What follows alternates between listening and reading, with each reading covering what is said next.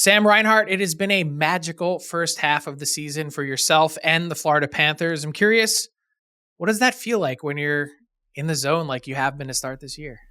It's a good feeling. First and foremost, the team has really found their stride. We've kind of been riding it as of late. It's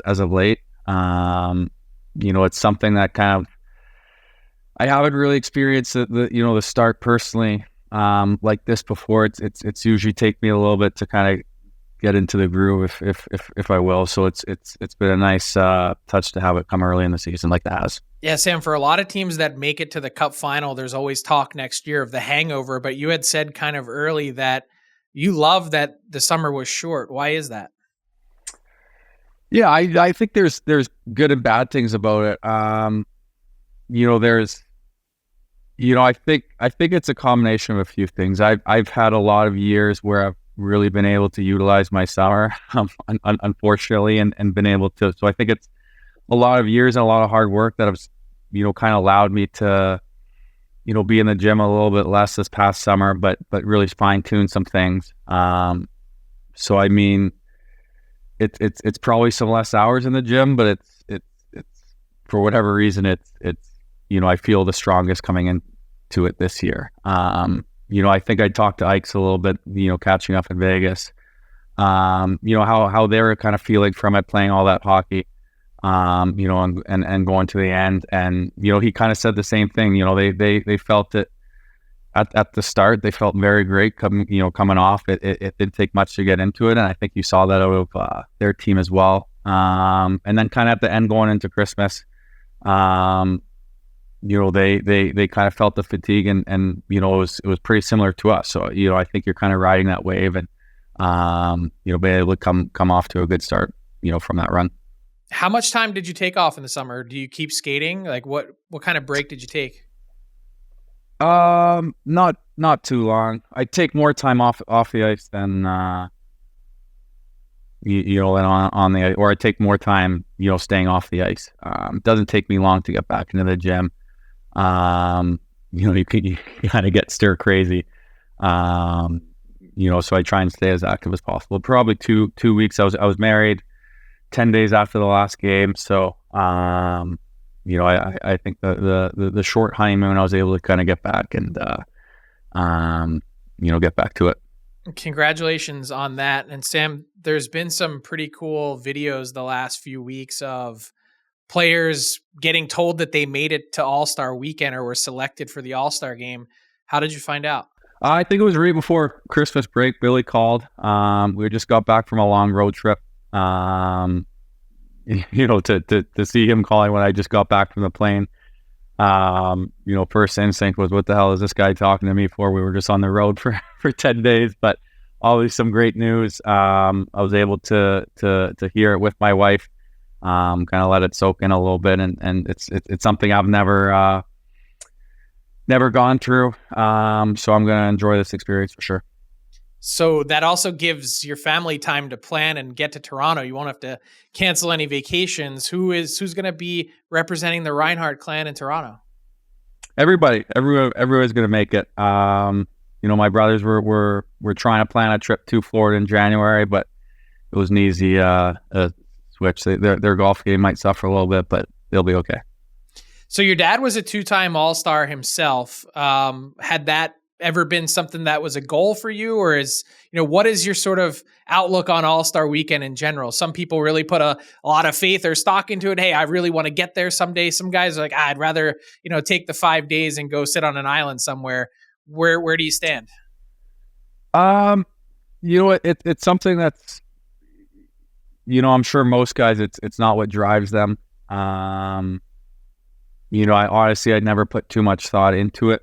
But certainly when you get that call, especially when Billy called, it's something that, especially when you get off to a start like this, it's something you kind of think about and hope to be able to kind of go through that experience. So definitely not taking it for granted. Did your dad say anything? And you just recently passed him for career games played as well. I don't know if you know that, but what does that mean? It's odd. I mean, he was probably more excited than anybody. just a little advice, try to enjoy it as much as possible. There's obviously a lot that goes into it. And, he says, I'm sure it's changed over the years, and I'm sure it has. It's going to be pretty hectic in Toronto, but we're all looking forward to it. How much hockey do you talk with your dad? Quite a bit. He texts me every day, every game day. Just that good luck text. That's something, especially now that, I've kind of, both my brothers have retired and moved on. That's something I look forward to after every game, kind of hearing the reactions throughout the game from my whole family. So the support is huge from them. Do you have a family group chat going? Absolutely, yeah. So you mentioned your two brothers, Max and Griffin, they both played in the NHL, of course. What are they up to now? They're both in Vancouver. Working with my dad. They're enjoying it. They're I don't think there's two people that like golf more than them. So they're trying to get down to Palm Springs to see my parents as much as possible throughout the winter. And how does your golf game stack up to your brothers? Maybe once or twice a summer I can take them down, but 90% of the time they're putting in the work and just trying to keep up to them. That's all right. You got them in hockey. And certainly the games played department as well. You now hold that title in the Reinhart family. But I wanted to ask you about the season for the team as a whole. There was so much talk going in about the defensemen that you were missing with the injuries to Aaron Ekblad and Brandon Montour. And, would this team be able to get off to a hot start and sort of maintain until those guys come back? What sticks out for you the most when you think about the way this season has unfolded and where you guys are? Well, I think when you're missing two pieces like that in your lineup, it gives you a chance to almost build your game, from square one, and no matter where you're at, it's going to add to it. It's going to improve it. I think, building from last year, the style of, game we're trying to execute on a nightly basis. We've got so many guys that can kind of step in and execute it. And we've shown that. I think our depth is something we've really added to this year. Then you throw those two guys into the mix. It just helps the offense. I think defensively we've been sound the whole year. I think guys have struggled at times offensively, and certainly we've gone through a couple moments. But the game we're trying to put forth on a nightly basis is, guys aren't cheating out there. Guys aren't looking for offense. It's a defensive minded game. That's where offense comes from. And when you put those two guys in the lineup, it obviously takes some pressure off offensively.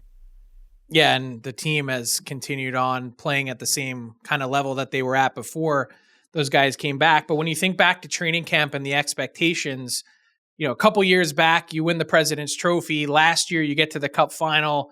What was the message that you guys were talking about then to start the year? I think you look at those first 2 years for me in Florida, complete different experiences, really. The first year was almost so easy throughout the season, and it really didn't translate for us in the postseason. So I think last year, the core that's been here for a couple of years, had learned so much with that run and what it takes to be successful and how you're going to win series in April, May, and June. So, I think we had so many guys that had kind of gone through it and so many new guys, but you had that core there. So it was almost easier to implement the new guys and kind of build it from where we left it off. You used the term building a couple times. What has Paul Maurice meant to your group and what you guys are building? He's been incredible. I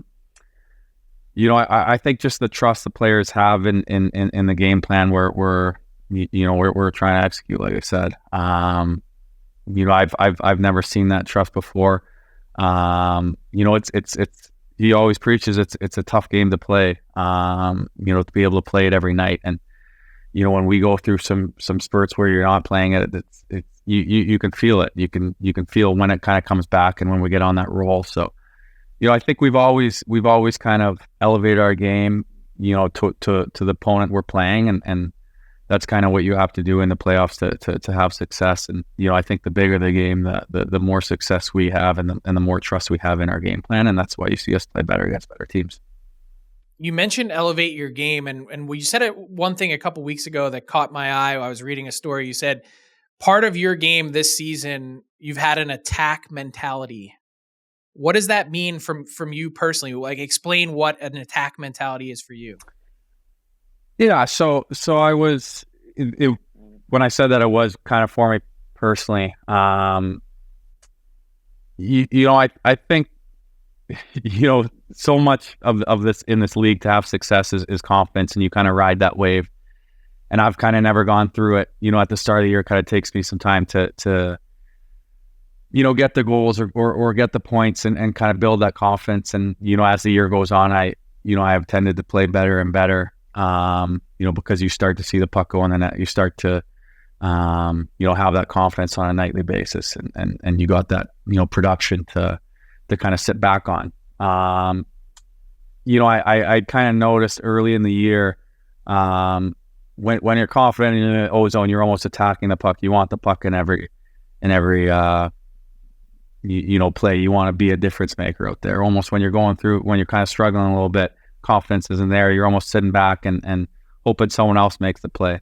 And I think, playing with Roddy and Barkey, when we're at our best, we're all, it's not hard plays we're making. It's all 5-10 foot passes where, support's there. Guys are trying to get open. Guys are kind of attacking the game a little bit. And that's kind of what I was referring to. How much of your attack mentality has come around the net? I look at your shooting percentage this year, leading the league, 27.7%. Has so much of your action happened right around the net? Yeah, I think since coming to the league, most of it has. Like I said, we I had some good chemistry with my line mates. Obviously, when Barkey wins 99% of his battles, it makes it a little easier to find that soft area. And I think coming into the league, that's kind of where I kind of taught myself, where I kind of learned I was going to have the most success. I mean, to me, it seems like a no-brainer. That's the easiest place to score. So I've had some good teammates that are getting me the puck at the right spots, the right times. So Sasha said a couple weeks ago that you're one of the smartest players that he's ever played with. When you just mentioned that he wins seemingly 99% of his battles, and obviously it kind of rings some bells when he says that, because he's sort of, recognized around the league as one of the smartest players, hockey IQ wise. Did it click instantly playing with him, or did it take some time to really, get to understand what makes him successful? It took some time for sure. Paul had noted it at after the first 10, 15 games when we were having success this year, that, we played about 15 games at the start of the year last year together. And we were creating so much, but, the production was not there at all. It was, it was for whatever reason. So I think it took some time. It's like I said, when it goes in early, it almost makes it that much easier for you. To build that confidence, to build that trust in one another. So we're obviously enjoying playing with one another. Why do you think that might be for a player that, is so universally respected, so smart, does so many good things on the ice, that it might take some time for someone to sort of get to know him and create that chemistry with him, where, you think of some other guys around the league, it might be easier to kind of plug and play? Is his style different? Like, what is it about his game that just kind of took you a bit to say, you know what, this is where I need to be, this is what I need to do to sort of get to know him? Yeah, well, I look back, when Eichel and I started playing together, it really took a couple of years for us to actually, start finding more success. I looked at a guy like that, and it took me a bit to realize how to change my game, to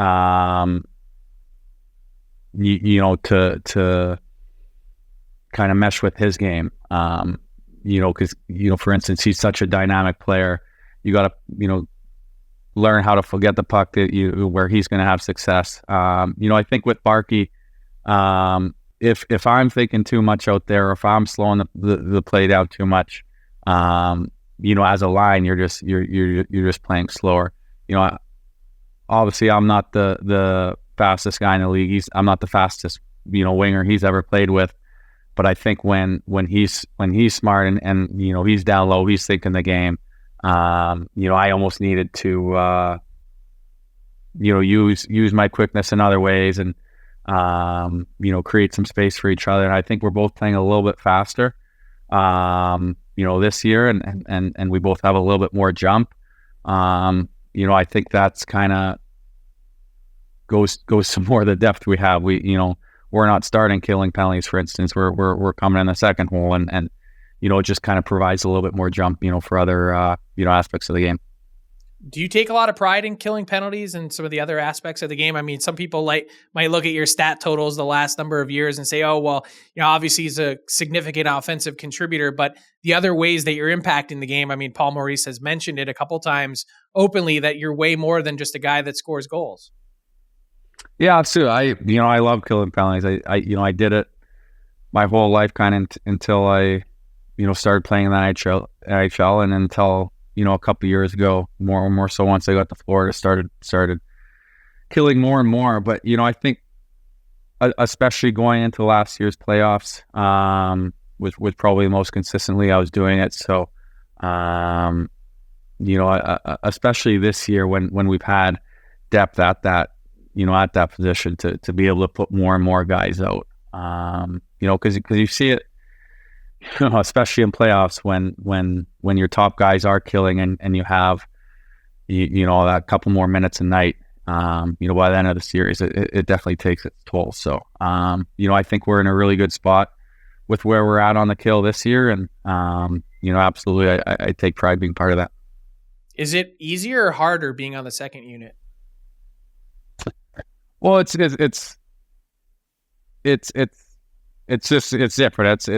you might start some, a lot of it's depending where the offensive guys are taking the draws. So we got Stenlund now who take draws on the right side, and that takes obviously a lot of pressure off me, and Barkey's obviously dominant on his left side. So, that's a big factor of it, but you're not killing for a minute 15, you're killing for 45 seconds of the penalty kill, and that makes a big difference at the end of games.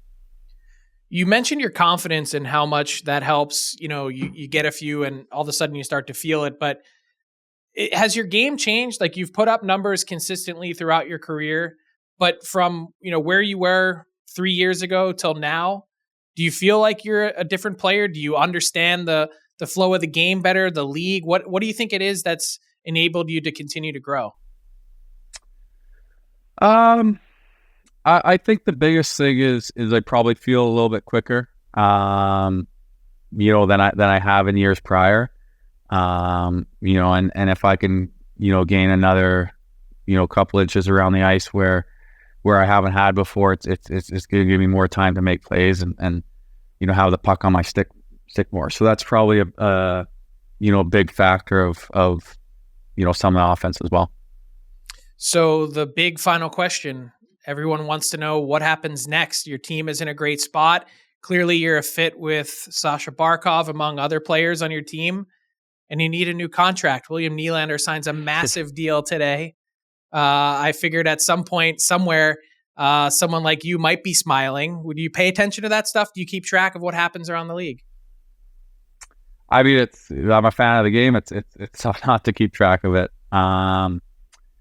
It's something that I've said before the year. It hasn't really changed. I've got no problem. But it's short-term deals or something that I've kind of been on my whole year. So being in a contract year isn't something new to me.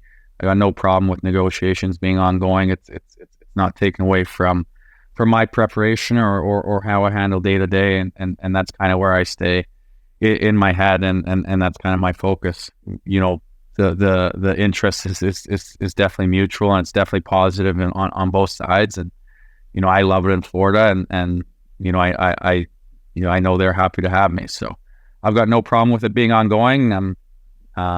I'm just happy with where we're at as a team right now. So the goal is to stay in Florida if you can. Absolutely. I mean, that means the team's in a great spot. It means, we're in agreements of how I fit. So that's obviously the goal. Awesome. Well, Sam, really appreciate your insight to the game, and great to chat with you. Best of luck the rest of the way, and enjoy All-Star Weekend. Of course. Thanks for having me.